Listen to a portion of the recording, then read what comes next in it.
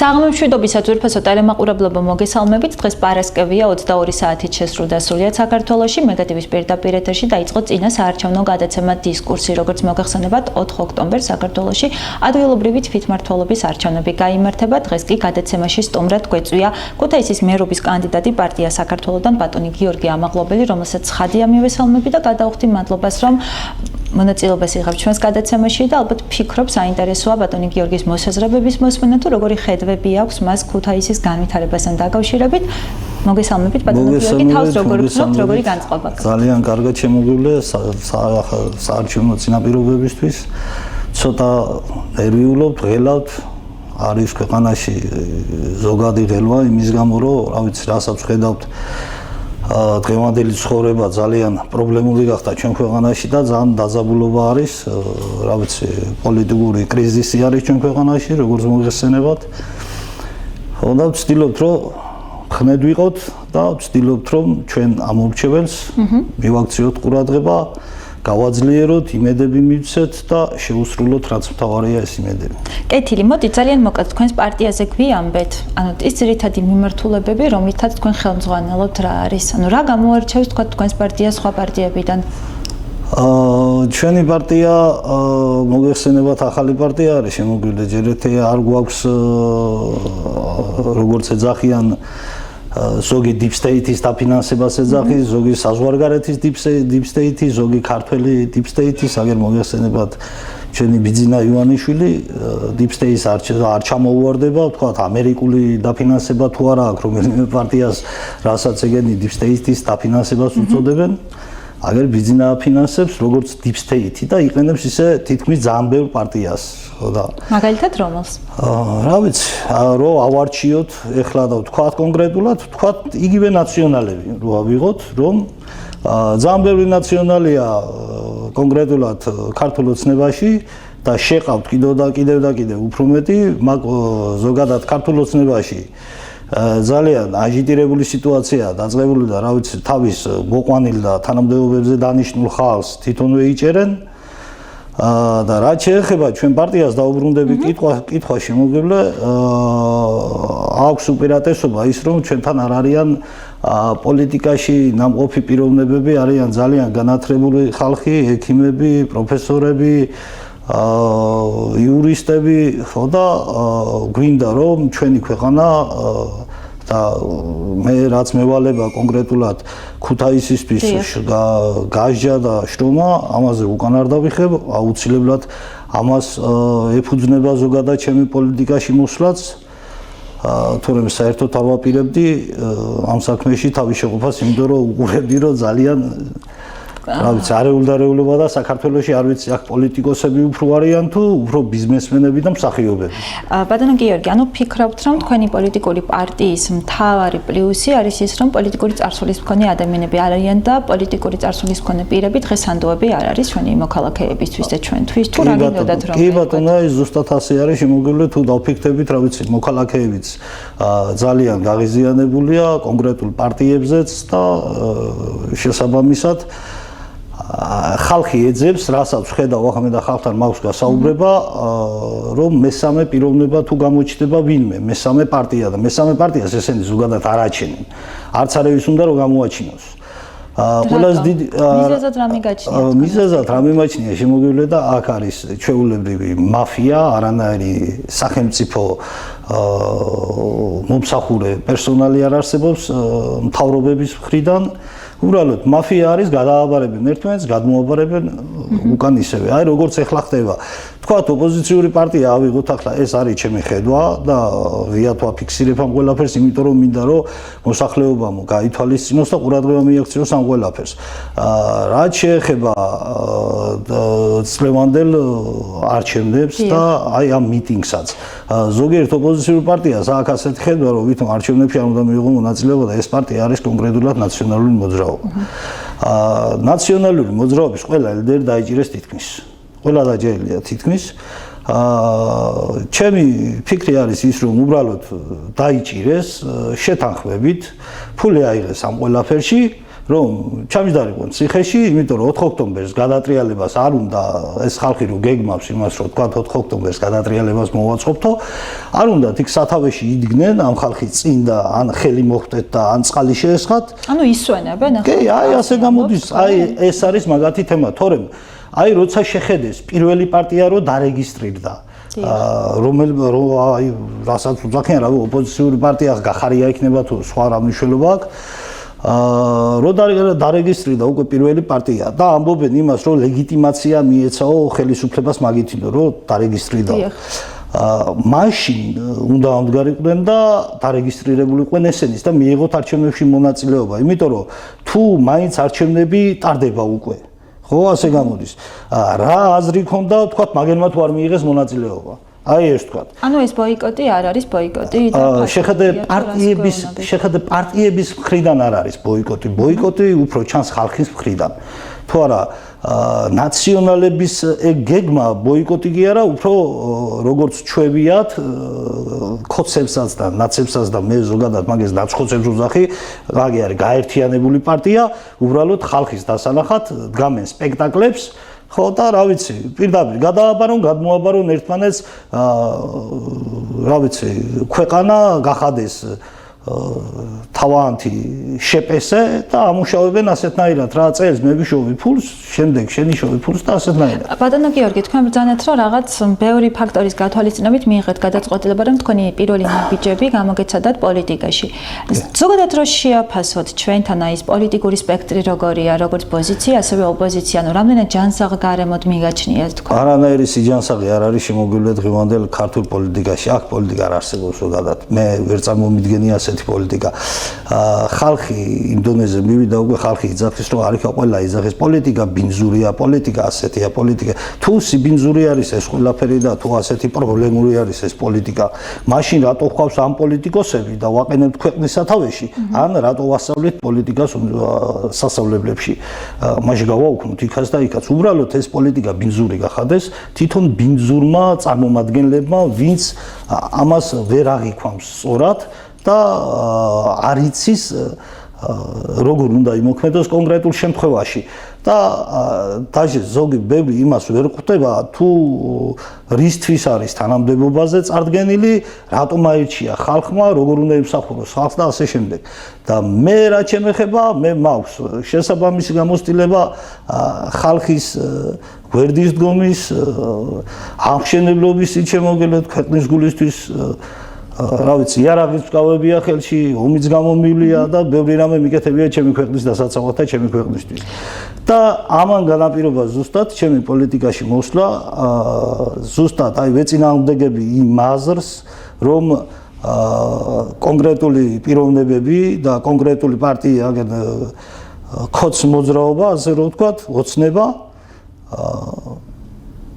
ამბობს რომ ომი დაიწყო საქართველოს. იქ ჩემი მეგობრები ბევრი დაიღუპა შემოგევლე.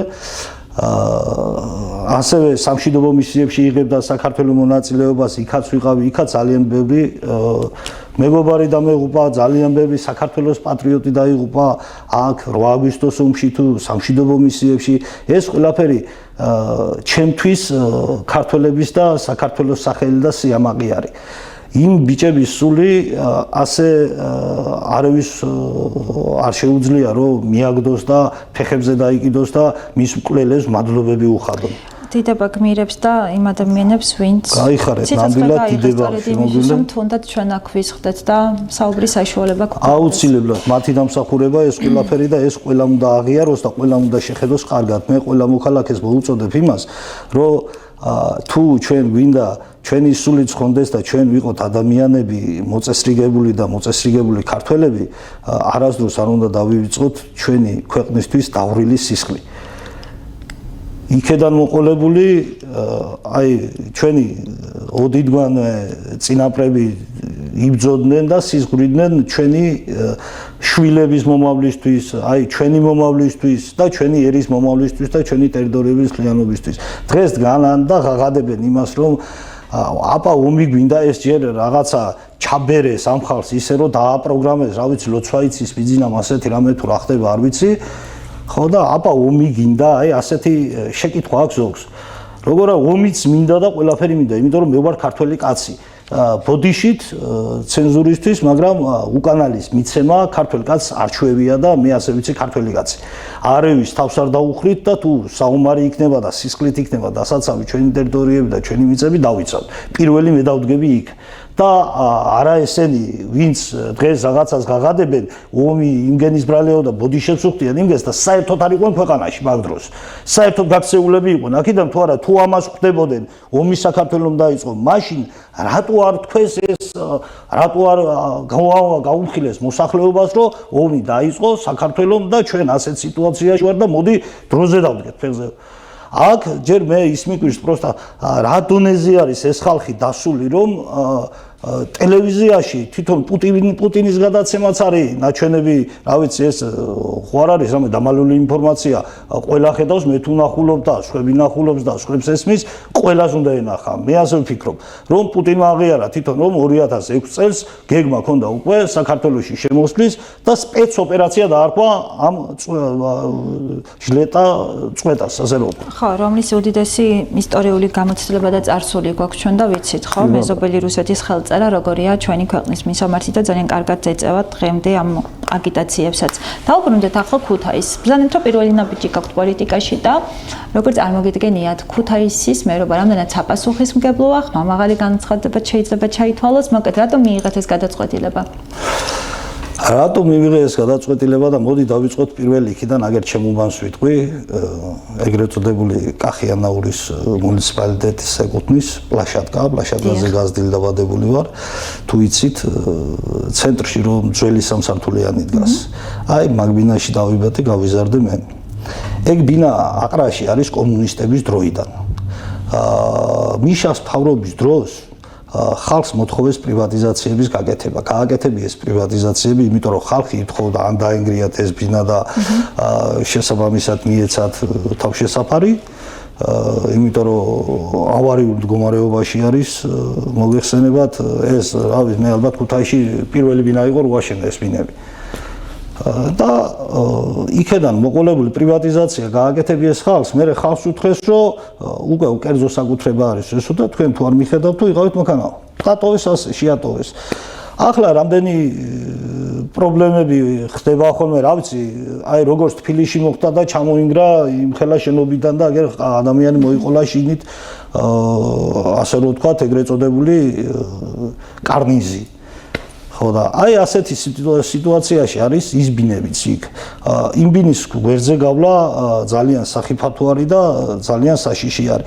ამ ყველაფერს მე კიდე აი სხვადასხვა უბნებში, რავი, აგერ ავიღოთ თუ გინდათ წყალტუბოს გადასახოვზე, ავიღოთ ოღასკურა როდინდელი მდინარე არის, ვიცით, წყლის აწრეტად გამოიყენება ეს მდინარე, მაგრამ არც ჯებირი აქვს, ნაგავით სავსე, მოუწესრიგებელი ყველაფერი, ამდენი ძველი ბინა არის, ამდენი მიტოვებული შენობები არის და ყველაფერი გასაკეთებელი არის ამ ქვეყანაში, ყველაფერი დასახვეწი არის ჩვენს ქალაქში მით უმეტეს, ხო და ამის გამკეთებელი კაცი შვილი არ ჩანს რა.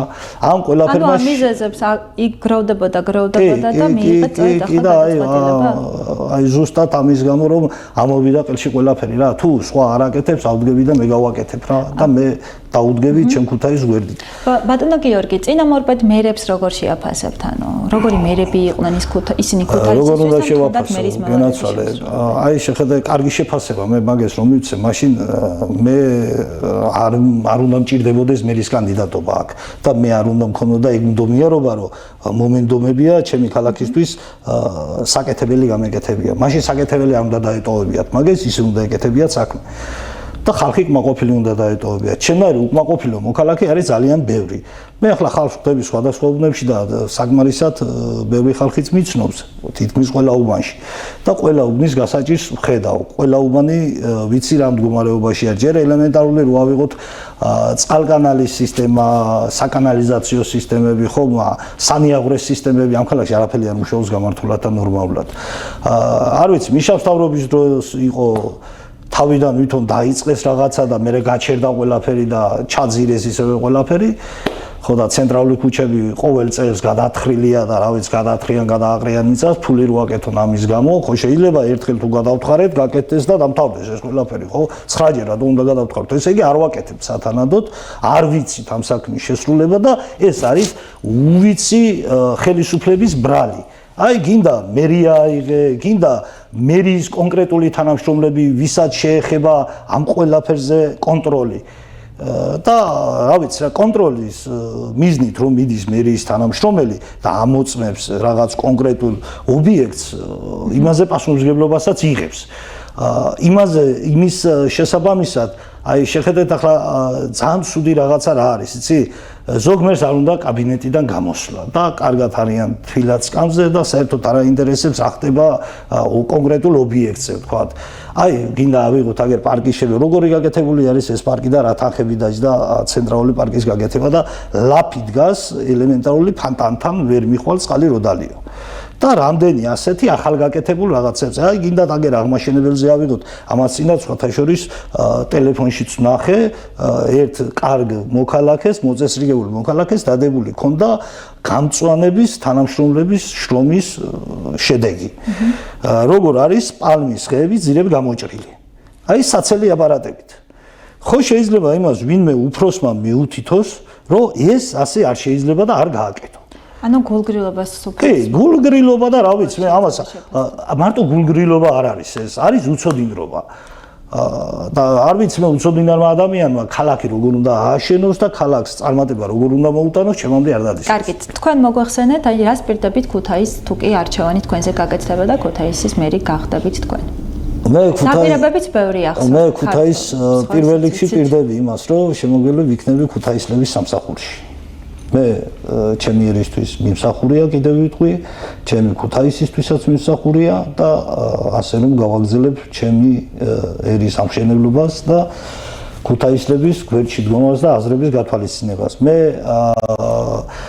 არა ვარ ის პიროვნება, რომ ჩემ ქალაქს რამე ჭირდება და რაღაცას გულგრილად შევხედო. არა, ყველა ადამიანის, ყველა ჩემთვის არ აქვს მნიშვნელობა, ხა, რომ დაძდევენ და ეს ხალხი გადაკიდეს ერთმანეთს, ის ნაცია, ის კოცია, უნდა ნაცი იყოს და უნდა კოცი იყოს. ვინ შეიყვანა შეცდომაში, ამის გამო ხალხი არ უნდა დაისაჯოს. ყველა ადამიანზე ვფიქრობ იმას, რომ შევძლებ დაუდგები გვერდში ყველანაირად, რაც ჩემ შესაძლებლობებს შეესაბამება. კარგით, ქუთაისის განვითარების პროგრამა რას მოიცავს თავის თავში, რამდენიმე პუნქტი რომ გითხრათ? ქუთაისის განვითარების პროგრამაში შედის პირველ რიგში აი რითიც დავიწყე შემოგელვე და გითხარით აღვნიშნე, აი ამ ძველი შენობების რეაბილიტაცია, დასანგრევი დაინგრევა და აშენდება ახალი, წყალკანალის სისტემის მოწესრიგება, რომ წყალი იყოს ნორმალურად მიეწოდებოდეს ქალაქს და 24 საათიანი წყალი იყოს. სანიაღვრეს სისტემები, რომ ახლა აი ისევ და ისევ ვიტყვი, ძალიან ბევრი ქუჩები არის ქუთაისში, მაგალითად თქვენც იქნებით შენახვედრი, რომ სანიაღვრეს სისტემა არ აქვს და გზაზე წყალი მიდის როგორც მდინარე. ეს არის გაუმართავობა, ინფრასტრუქტურის გაუმართავობა. მე პირველ რიგში დავიწყებ ინფრასტრუქტურის გამართვით და ზოგადად გვაქვს პროექტი იმისი, რომ ქუთაისს ვაქციოთ მწვანე ქალაქად. გვაქვს პროექტი იმისი, რომ ქუთაისის ყველა მოსახლეს დავეხმაროთ იმაში, რომ გავაკეთოთ პანელური სახურავები, რომ ელექტროენერგია თვითონ გქონდეს ყველა მოსახლეს ოჯახში. ამაზე გაკეთდება სუბსიდიები, მოსახლეობაზე დახმარება, ვგეგმავთ იმასაც, რომ ქუთაისში აშენდეს კონკრეტული აი შესაბამისი ქარხანა, რომელიც აწარმოებს ამ პანელებს და ადგილზევე იაფად მიეწოდოს მოსახლეობას. თლიანად ზოგად ჯამში უნდა გამოგვივიდეს, რასაც ვფიქრობთ, ჭკვიანი ქალაქი. მომსახურება უნდა იყოს სამედიცინო მხრიდან, მაგასაც გეტყვით შემოგელვე, აუცილებლად აპლიკაციით, ადამიანს არ უნდა უნდოდეს სამავთყოფოში მისვლა და 3 საათი ლოდინი იქ როდის რიგი მოუწევს, პირდაპირ დაჯავშნის რიგს ტელეფონით და მივა იმ დროს, რა დროსაც ექნება რიგი. მანამდე დაელოდება სახლში თავის რიგს. ბატონო გიორგი, ქუთაისისთვის არის ერთ-ერთი უდიდესი პრობლემა ეს მიგრაცია, ხო? თუ დავიღებთ შიდა მიგრაციას, ან ხშირ შემთხვევაში ვტავებთ ქალაქს. ახალგაზრდული საჭიროებების მოგვარებას თუ ითვალისწინებს თქვენი პროგრამა, ან როგორ შეიძლება ჭკვიან ქალაქად უნდა ვაქციოთ ქუთაისი და ჭკვიანი ახალგაზრდები დარჩნენ ჭკვიან ქალაქში? აი ეს არის ზუსტად ამის შედეგი შემოგვივლე. რასაც ვაპირებთ გავაკეთოთ, ეს არის თანამედროვე ტექნოლოგიები და აუცილებლად საჭიროა რომ დასაბდეს ახალგაზრდობა თანამედროვე ტექნოლოგიებზე. მიცეთ ახალგაზრდობა შესაძლებლობა იმისი, რომ განვითარდეს და მართვა ქალაქში იყოს ისეთი, რომ ხალხის დონემდე დავიდეს ინტერნეტ მომსახურებები არის თუ ონლაინ პაკეტები და ასეთი რამეები, რომ ხალხის დონემდე დავიდეს ეს ყველაფერი. მე ახლა ქუთაისში რაღაცეების საყიდლად რომ მიწევს ასვლა ხან რა ვიცი, ალბათ კონკრეტულად თქვა სამუშაო მასალებზე, ასეთ რაღაცებზე. კონკრეტულად მომსახურებას ვინც წევს მასალის მაღაზიიდან ობიექტზე მიტანაზე. ხალხმა არიციან ელემენტარული რო უთხრა ლოკაციას მოგცემთ და მიდით ამ ადგილას. არიციან ლოკაციის გამოყენება. ეს არის უსწავლელობა, ჩაახშეს სწავლის სისტემა არის საერთოდ არ ვიცი რა ნული საქართველოში რა. ჩვენ ხელ შევუწყობთ, აბა რა თქვინდა ეს პროგრამები რო ვაკეთოთ და რა თქვინდა ისეთი ქალაქი გავაკეთოთ, თუ ვერ მოიხმარა ვერავინმა. აუცილებლად ამ ქალაქში ჩართული ამ ქალაქის მშენებლობაში ჩართული უნდა იყოს მთელი ახალგაზრდობა. მთელი ქუთაისის ახალგაზრდობა და ზოგადად მოუწოდებ ყველა ახალგაზრდას, რომ ბევრისგან მომისმენია და მე ჩემთან ერთად ვისაც უთქვია ეს ყველასთვის მithქვია, რომ აქ არაფერი არ არის და წავალ საზღვარგარეთ. მოდით რა, ახალგაზრდებო, ყველას მოგიწოდებთ და ყველას გეტყვით, რომ საზღვარგარეთ წასვლა ნიშნავს იმას, რომ წავალთ დღეს და ვიშოვით დღეს რაღაც თანხებს, მაგრამ ხვალ და ზეგ ჩვენი მომავალი ინგრევა ქვეყნის დატოვებით. ამ ქვეყანას ჭირდება ერთობა, ამ ქვეყანას ჭირდება ახალგაზრდობის გაერთიანება და ერთმანეთის გვერდში დგომა და ზოგადად მოხარულები იქნებით თუ მთელი საქართველო გაერთიანება და ერთმანეთის გვერდში დადგება ქართველები და ერთმანეთის სიყვარულს შეიძენენ. როგორც ახლა არის ეს გაყოფილი ნაცი და ქოცი, მე ვერ წარმომიდგენია პრეტენზია თუ გაქვს რამეზე ნაცი ხარ და თუ გიხარია ყველაფერი ქოცი ხარ, როგორც მაგ სხვა ხალხი არ არსებობს, ეს როგორ შეიძლება ასეთი მიდგომა? ვინ შექმნა ეს გარემო? ეს გარემო შექმნა პირდაპირ ამ ნაცქოცა პარტიებმა, მეტმა არევინმა შემოგვივლე. იმიტომ რომ რატო უნდა უწოდოს ახლა ვინმემ ჩემ მომრჩეველს რაღაცა კონკრეტული ჟარგონული სახელი დაარქვას. ჯერ რა უბედურება ეს პოლიტიკური პარტიაა თუ რამე ცირკის რაღაცა თეატრი მსახიობები არიან, არ ვიცი რა. როგორ შეიძლება ასე ჟარგონულად პარტიაზე საუბრობდი ადამიანი. მაგრამ ისეთი სიტუაცია დააყენეს, ხო, უკვე დამცინავად ესაუბრებიან ერთმანეს, დაცინიან, ასე არ ვიცი, არც ვერც ოპოზიცია და ვერც პოზიცია ვერ იარსებებს ამ ქვეყანაში. მსგავსი ტიპის ზიზღის ენა რამდენად მოქმედებს საზოგადოებაზე, რომ ჩვენ მსგავსი ტიპის ზიზღის ენა და ის ტერმინები, რომელსაც ჩვენ ხშირად ვისმენთ, როგორ მოქმედებს თუნდაც საზოგადოებაზე და ღვივდება ისევ შური, ზიზღი, ერთმანეთის ცემის სურვილი, დაპირისპირებები, რას მოუდანს ეს მცირე რიცხოვან და ძალიან ისტორიულ ერთს? ეს მოუდანს უბრალოდ რა არის, იცი, ჩვენ ქვეყანაში თუ არ იქნა ერთმანეთის სიყვარული და ჩვენ ქვეყანაში ჩვენ თვითონ თუ არ დავნერგეთ სიყვარული და ასე შურით, ასე ბოღმით იქნა ყველაფერი და ფულზე გადაწყდა ადამიანობა, ვერასდროს ვერ წავართ წინ რა. კონკრეტული პიროვნებები ამბობენ, ახლა ჩემთვის უთქვიათ მაგალითად, რომ შევხედრი ვარ ხალხს და რაღაც ასე მერის კანდიდატი ვარ ქუთაისში, ეს მეთქი გასაუბრება მქონია, ხო და უთქვიათ, რომ ფული თუ გაქვთ არჩევნები რომ მოიგოთ. ეს როგორი მიდგომაა ვერ გავიგე. ჯერ მოქალაქემ როგორ უნდა იკადრო ის და მერის კანდიდატი არის მოსული და კითხო ფული თუ გაქვს. მე ხელისუფლებაში მინდა მოვიდე შენი გულისთვის, ჩემი გულისთვის, იმ ახალგაზრდების გულისთვის, რომ რაღაცა შევქნა და ჩვენი ქვეყანა დადგეს ფეხზე. და თუ ეს დამოკიდებულია იმაზე, რომ მე რამდენი ფული მაქვს, იმის მიხედვით უნდა ამირჩიო, ან რამდენს გადაგიხდი, იმის მიხედვით უნდა ამირჩიო, აქ უკვე სიყვარულსაც გადასმული აქვს ხაზი ერში, თავმოყარეობასაც გადასმული აქვს ხაზი ერში და რა ვიცი რა რამდენ რამეს შეგვიძლია მივაწეროთ ეს აქციელები რა რომ შეხედე ყველაფერი ხალხი ისე მოიყვანეს სისტემაში და ხალხი ისე დააპროგრამეს რომ ყველაფერი დამოკიდებული გახადეს ფულზე ხალხი დამოკიდებულია უბრალოდ საარჩევნოდ ხმა მიცენ რაღაცა ფულის გამო ვიღაცას ანუ 2 კილო კარტოფილის გამო მე ამ ხალხს მოუწოდებ ეს არის დიდი უსინდისობა ხალხო ეს არის დიდი უნამუსობა თქვენ ამ რა ვიცი 100-ია 200-ია თუ 200.000 არის მნიშვნელობა არ აქვს ამ ფულის აღებით თქვენ ერს და თქვენ მომავალს აკენებთ შეურაცხყოფას უნგრევთ მომავალს ახალგაზრდებს პლუს ამას თუ დაფიქრდებით არების არა გაქვთ უფლება იმისი სხვა მოქალაქის ახალგაზრდის მომავალი დაანგრიოთ ან სხვა მოქალაქის მოქალაქეობა დაანგრიოთ იმიტომ რომ შეიძლება თქვენი შეხედულებაა დღეს გიჭირთ რაღაცა და ფულს კიდევ ხელს იმის გულისთვის რომ ვინმეს ხმა მიცეთ ეს არის ყველაზე დიდი უსინდისობა და მიჯერეთ რა ხმა უნდა მიცეთ იმ ადამიანს ვისაც უყვარს ერი ვის იმედიც გექნებათ რომ მიხედავს ქვეყანას და ვის ადამიანობაშიც დარწმუნებული იქნებით ძალიან რთული გასარკვევი არ არის მე მგონია დღევანდელ ცხოვრებაში ვინვინაა რო გავარკვიოთ ყველას აქვს ნაცხოვრები გავლილი ყველას აქვს საცხოვრებელი და გასავლელი ასე რომ ნაცხოვრები ჩანს ყველა ადამიანის და საცხოვრებელი აწი იქნება და ნახოთ დაველოდოთ. ბატონო გიორგი, ვიდრე შევაჯერებთ ნელ-ნელა ჩვენს შეხვედრას დღევანდელს, ქუთაისის განვითარების პროგრამა რამდენად არის დაფუძნებული ქუთაისელი მოქალაქეების საჭიროებებზე, რამე თუ თქვენ ბრძანეთ, რომ ამა თუ იმ უბანში წინასაარჩევნოდ გაქვს შეხვედრები პოტენციურ ამომრჩეველებთან, რა მათი ყველაზე დიდი გასაჭირი, ანუ რაზე საუბრობენ ისინი თქვენთან? გასაჭირი დღესდღეობით რო გითხრათ შემოგიძლია ძირითადად პენსიონერებს თუ შეხვდები საუბრობენ პენსიის მომატებაზე.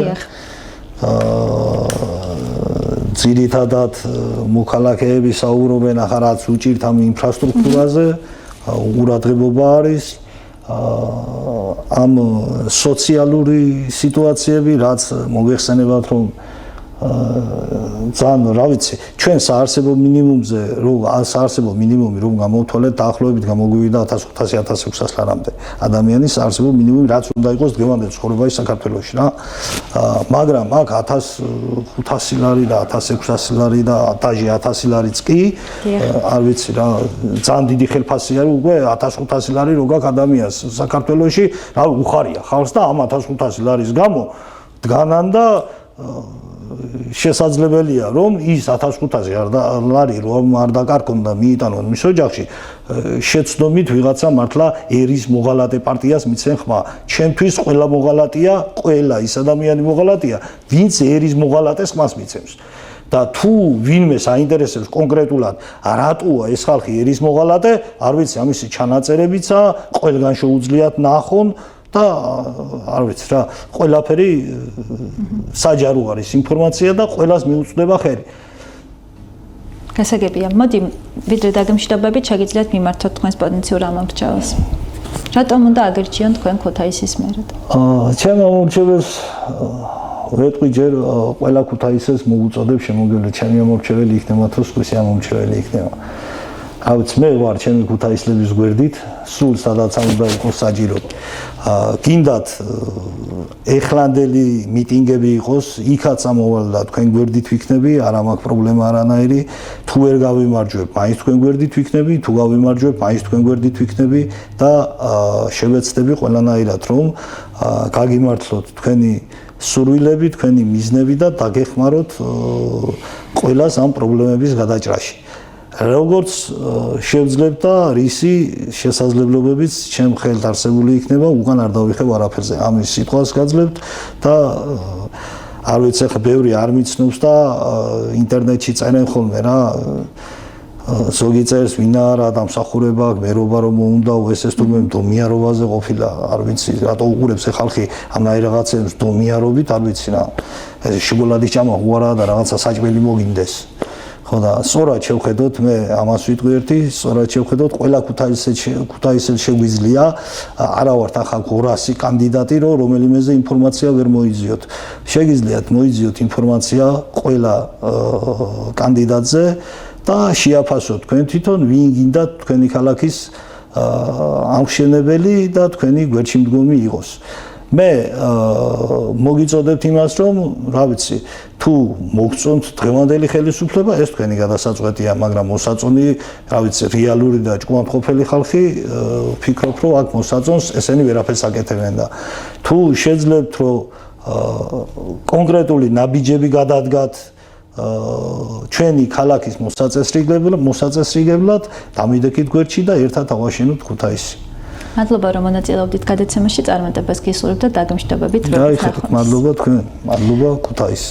ძირფასად ტელემაყურებლობა, ჩემი სტუმარი გახლდათ ქუთაისის მერობის კანდიდატი პარტია საქართველოსთან ბატონი გიორგი ამაღლობელი. მშვიდობიან ღამეს გისურვებთ და დაგემშვიდობებით საუკეთესო სურვილებით ნახვამდის. კარგად სანდებოდეთ.